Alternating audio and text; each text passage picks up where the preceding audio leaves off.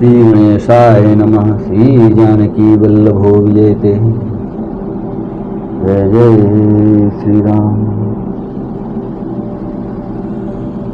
रही तहाँ दुई रुद्रगण, ते जानहि सब भेव। विप्र बेश देखत फिरहि, परम कौतुकी तेव। वहाँ दो शिव जी के गण भी थे, वे सब भेद जानते थे और ब्राह्मण का वेश बनाकर सारी लीला देखते फिरते थे। वे भी बड़े मोही थे। जे समाज बैठे मुनि जाए, हृदय रूप अहमिति अधिकाए।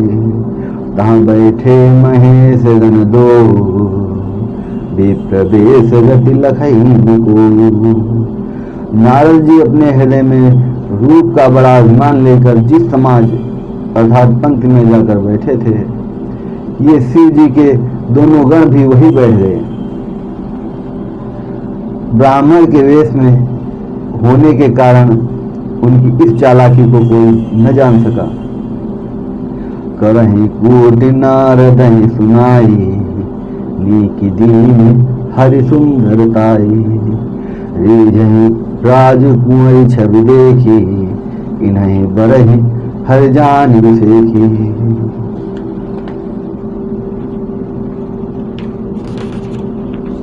वे नारद जी को सुना सुना कर व्यंग्य वचन कहते थे। भगवान ने इनको अच्छी सुंदरता दी है, इनकी शोभा देखकर राजकुमारी रीझ ही जाएगी और हरि अर्थात वानर जानकर इनको खास तौर से वरेगी। मुनि मोह मन हाथ पराए, हसहि संमुगन अति सुचि पाए। यद्यपि सुनहि मुनि अटपटि बानी, समूहि न परई बुद्धि भ्रमसानी। नारद मुनि को मोह हो रहा था क्योंकि उनका मन दूसरे के हाथ माया के वश में था। शिव जी के गण बहुत प्रसन्न होकर हंस रहे थे। यद्यपि मुनि उनकी अटपटी बातें सुन रहे थे, पर बुद्धि भ्रम में सनी हुई होने के कारण वे बातें उनकी समझ में नहीं आती थी, अर्थात उनकी बातों को वे अपनी प्रशंसा समझ रहे थे।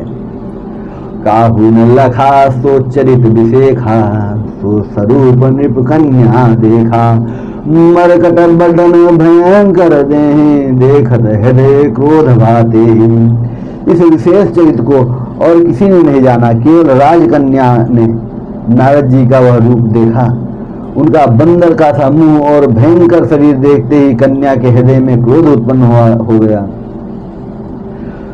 सखी संग लय कुंवरी तब, चली जा जनु राज मराल। देखत फिर महीप सब, कर सरोज जयमाल। सखी संग लय कुंवरी तब, चली जनु राज मराल। देखत फिर महीप सब, कर सरोज जयमाल। तब राजकुमारी सखियों को साथ लेकर इस तरह चली मानो राज हंसिनी चल रही हो। वह अपने कमल जैसे हाथों में जयमाला लिए सब राजाओं को देखती हुई घूमने लगी। जहि दिस बैठे नारद फूली, सो दिस तहि न बिलो की भूली। पुनि पुनि मुनि उकसहि अकुलाहि, देखि दशा हरगन मुस्काहि। जिस ओर नारद जी रूप के गर्व में फूले बैठे थे, उस ओर उसने भूल कर भी नहीं ताका। नारद मुनि बार बार उचकते और छटपटाते, उनकी दशा देखकर शिव जी के गण मुस्कुराते हैं। धरि नृप तनु तह गयो कृपाला, धरि नृप तनु तह गयो कृपाला। कुंवरी हर्ष मेलऊ जयमाला। दुल्हन लई गे लक्ष्य निवासी, नृप समाज सब भयो निराशा। दुल्हन लई गे लक्ष्य निवासा, नृप समाज सब भयो निराशा। कृपालु भगवान भी राजा का शरीर धारण कर वहां जा पहुंचे। राजकुमारी ने हर्षित होकर उनके गले में जयमाला डाल दी।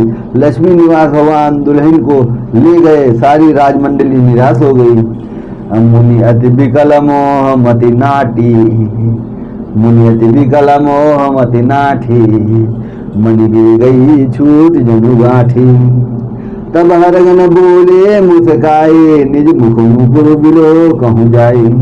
मोह के कारण उनकी बुद्धि नष्ट हो गई थी, इससे राजकुमारी को गई देख बहुत ही विकल हो गए, मानो गांठ से छूटकर मणि गिर गई हो। तब शिव जी के गणों ने मुस्कुरा कर कहा, जाकर दर्पण में अपना मुंह तो देखिए। अस कह दो भागे भय भारी, बदन देख मुनि बारी निहारी। बेस बिलो के क्रोध अति बाढ़ा, तिन्हीं शराप दीन अति गाढ़ा। ऐसा कहकर दोनों बहुत भयभीत होकर भागे। मुनि ने जल में झांक कर अपना मुंह देखा, अपना रूप देखकर उनका क्रोध बहुत बढ़ गया। उन्होंने शिव जी के उन गुणों को अत्यंत कठोर साप दिया। हो निशाचर जाई तुम कपटी पापी दो, हंसू हमें सो लिये फल बहुरिया से हो मुनि को। तुम दोनों कपटी और पापी जाकर राक्षस हो जाओ, तुमने हमारी हंसी की, उसका फल चखो, अब फिर किसी मुनि की हंसी करना। पुनि जल दीख रूप निज पावा, तदपि हृदय संतोष न आवा। फरकत धर कोप मन माही, सपदि चले कमलापति पाही। मुनि ने फिर जल में देखा तो उन्हें अपना असली रूप प्राप्त हो गया, तब भी उन्हें संतोष नहीं हुआ। उनके होंठ फड़क रहे थे और मन में क्रोध भरा था, परंतु तुरंत ही वे भगवान कमलापति के पास चले। देहूं श्राप की मरियों जाई, और जगत मोरी उपास कराई। बीच ही पंथ मिले धनुजारी, संग रमा श्री राजकुमारी। मन में सोचते जाते थे, जाकर या तो साप दूंगा या प्राण दे दूंगा।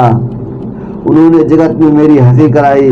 दैत्यों के शत्रु भगवान हरि उन्हें बीच रास्ते में ही मिल गए। साथ में लक्ष्मी जी और वही राजकुमारी थी। बोले मधुर बचन सुर साई, मुनि कहाँ चले बिकल की नाई। सुनत बचन उपजाति क्रोधा, माया बसन रहा मन बोधा। देवताओं के स्वामी भगवान ने मीठी वाणी में कहा, हे मुनि, व्याकुल की तरह कहाँ चले। ये शब्द सुनते ही नारद को बड़ा क्रोध आया। माया के वशीभूत होने के कारण उनमें चेत नहीं रहा। पर संपदा सकऊं नहीं देखी, तुम्हारे ईर्खा कपट विसेखी। मथत सिंधु रुद्र बौराय हूँ, सुरन प्रेरी विष पान कराय हूँ। मुनि ने कहा, तुम दूसरों की संपदा नहीं देख सकते, तुम्हारी ईर्ष्या और कपट बहुत हैं। समुद्र मथते समय तुमने शिव जी को बावला बना दिया और देवताओं को प्रेत करके उन्हें विषपान कराया। असुर सुरा विष संकरहि, आप रमा मनिचार। स्वार्थ साधक कुटिल तुम सदा कपट व्यवहार। असुरों को मदिरा और शिव जी को विष देकर तुमने स्वयं लक्ष्मी और सुंदर कौस्तुभ मणि ले ली। तुम बड़े धोखेबाज और मतलबी हो, सदा कपट का व्यवहार करते हो। परम स्वतंत्र न सिर पर कोई, भाव ही मन ही करहूँ तुम सोई। भले ही मंद नहीं भल करहूँ, विषमय हरस नहीं कछु धरहूँ। तुम परम स्वतंत्र हो, सिर पर तो कोई है नहीं। इससे जब जो मन को भाता है स्वच्छंदता से वही करते हो। भले को बुरा और बुरे को भला कर देते हो। हृदय में हर्ष विषाद कुछ भी नहीं लाते। डहाकी परचहूँ सब काहू, अति असंक मन सदा उछाहू। करम सुभासु तुम्हें न बाधा, अब लगी तुम्हें न काहू साधा। सबको ठग कर परख गए हो और अत्यंत निडर हो गए हो। इससे ठगने के काम में मन में सदा उत्साह रहता है। शुभ अशुभ कर्म तुम्हें बाधा नहीं देते। अब तक तुमको किसी ने ठीक नहीं किया था। भले भवन अब बायन दीना, पाओगे फल आपन कीना। अब बंच मोहि जवनि धरी देहा, सोई तनु धरहु श्राप ममेहा। अब कि तुमने अच्छे घर बना दिया है, मेरे जैसे जबरदस्त आदमी से छेड़खानी की है, अतः अपने किए का फल अवश्य पाओगे। जिस शरीर को धारण करके तुमने मुझे ठगा है, तुम भी वही शरीर धारण करो, यह मेरा साथ है। और कपि आकृति तुम कीन हमारी, करी की सहाय तुम्हारी। मम अपकार कीन तुम भारी, और नारी बिरह तुम हो दुखारी। तुमने हमारा रूप बंदर का सा बना दिया था, इससे बंदर ही तुम्हारी सहायता करेंगे। मैं जिस स्त्री को चाहता था उससे मेरा वियोग कराकर तुमने मेरा बड़ा हित किया है, इससे तुम भी स्त्री के वियोग में दुखी होगे। श्राप शीस धरि हरसि प्रभु बहु विनती कीन्हि, निज माया कहे प्रबलता करति कृपा निधि लीन। सांप को सिर पर चढ़ाकर हृदय में हर्षित होते हुए प्रभु ने नारद जी से बहुत विनती की और कृपा निधान भगवान ने अपनी माया की प्रबलता खींच ली। और जब हरि माया दूर निवारी, जब हरि माया दूर निवारी, नहीं तह रमान राजकुमारी। तब मुनि अति सभीत हरि चरना, गहे पाए प्रतार तिहरना। जब भगवान ने अपनी माया को हटा लिया तब वहां न लक्ष्मी ही रह गई न राजकुमारी ही। तब मुनि ने अत्यंत भयभीत होकर श्रीहरि के चरण पकड़ लिए और कहा, हे शरणागत के दुखों को हरने वाले, मेरी रक्षा कीजिए। अमृखा हो मम श्राप कृपाला, मम इच्छा कह दीन दयाला। मैं दुर्वचन कहे बहु तेरे, कह मुनि पाप मिटहि किम मेरे। हे कृपाल, मेरा साप मिथ्या हो जाए। तब दीनों पर दया करने वाले भगवान ने कहा कि यह सब मेरी ही इच्छा से हुआ है। मुनि ने कहा, मैं आपको अनेक खोट वचन कहे, मेरे पाप कैसे मिटेंगे। जब पहुँच जाई शंकर सतनामा, हुई हृदय तुरंत विश्रामा। को नई शिव समान प्रिय मोरे, असि पर तीर्थ तजहु जनि भोरे। भगवान ने कहा, जाकर शंकर जी के सतनाम का जप करो, इससे हृदय में तुरंत शांति मिली होगी। शिव जी के समान मुझे कोई प्रिय नहीं है, इस विश्वास को भूल कर भी न छोड़ना। अजय पर कृपा न करहि पुरारी, तो न पाव मुनि भगति हमारी। असुर धरि मैं बिचरहु जाई, अब न तुम्हें माया निराई। हे मुनि पुरारी अर्थात शिव जी जिस पर कृपा नहीं करते वह मेरी भक्ति नहीं पाता। हृदय में ऐसा निश्चय करके जाकर पृथ्वी पर विचरो, अब मेरी माया तुम्हारे निकट नहीं आवेगी। बहुविधि मुनि प्रबोधि प्रभु, तब भय अंतर्धान। सत्यलोक नारद चले करत राम गुणगानम। बहुत प्रकार से मुनि को समझा बुझाकर ढाढ़स देकर तब प्रभु अंतर्धान हो गए और नारद जी श्री रामचंद्र जी के गुणों का गान करते हुए सत्यलोक हम लोग को चले। हर गण मुनि जात पथ देखी, बिगत मोह मन हर्ष विषेखी। अति सभेत नारद पहियाए, गही पद आरत बचन सुनाए। श्री जी के गणों ने जब मुनि को मोह रहित और मन में बहुत प्रसन्न होकर मार्ग में जाते देखा, तब वे अत्यंत भयभीत होकर नारद जी के पास आए और उनके चरण पकड़कर दीन वचन बोले। हर गण हम न विप्र मुनि राया, बड़ा अपराध कीन फल पाया। श्राप अनुग्रह करहु कृपाला, बोले नारद दीन दयाला। हे मुनिराज, हम ब्राह्मण नहीं हैं, शिव जी के गण हैं। हमने बड़ा अपराध किया जिसका फल हमने पा लिया। हे कृपाल, अब साप दूर करने की कृपा कीजिए। दोनों पर दया करने वाले नारद जी ने कहा, निश्चर जाय हो तुम दो, वैभव विपुल तेज बल हो। भुज बल विश्व जितब तुम जहिया, भुज बल विश्व जितब तुम जहिया। धरी हैं विष्णु मनुज तनु तहिया।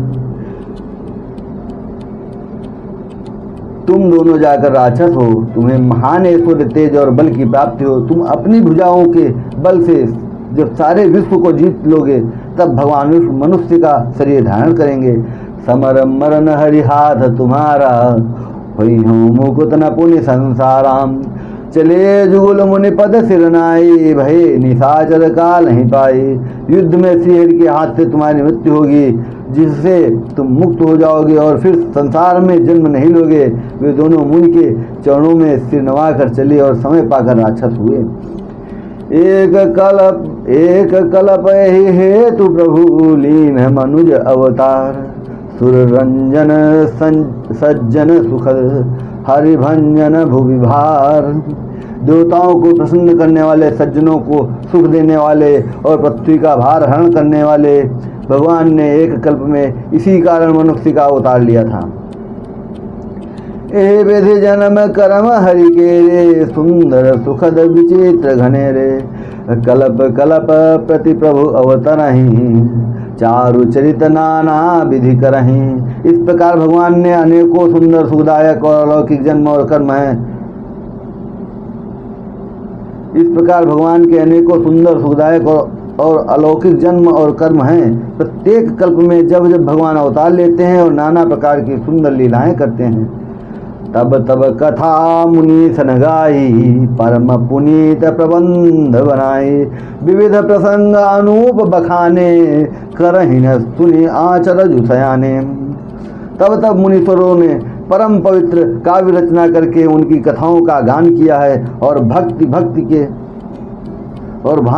के अनुपम प्रसंगों का वर्णन किया है, जिनको सुनकर समझदार विवेकी लोग आश्चर्य नहीं करते।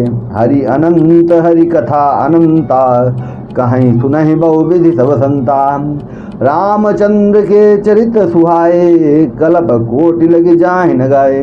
श्री हरि अनंत हैं, उनका कोई पार नहीं पा सकता और उनकी कथा भी अनंत है। सब संत लोग उसे बहुत प्रकार से कहते सुनते हैं। श्री रामचंद्र जी के सुंदर चरित्र करोड़ों कल्पों में भी गाए नहीं जा सकते। या प्रसंग में कहा भवानी, हरि माया मोह ही मुनि ज्ञानी। प्रभु कौतुकी प्रणत हितकारी, सेवत सुलभ सकल दुखारी। शिव जी कहते हैं कि हे पार्वती, मैंने यह बतलाने के लिए इस प्रसंग को कहा कि ज्ञानी मुनि भी भगवान की माया से मोहित हो जाते हैं। प्रभु कौतुकी लीलामय हैं और शरणागत का हित करने वाले हैं। वे सेवा करने में बहुत सुलभ और सब दुखों को के हरने वाले हैं। सीताराम चरण रति मोरे, अनुदिन बढ़ऊँ अनुग्रह तोरे।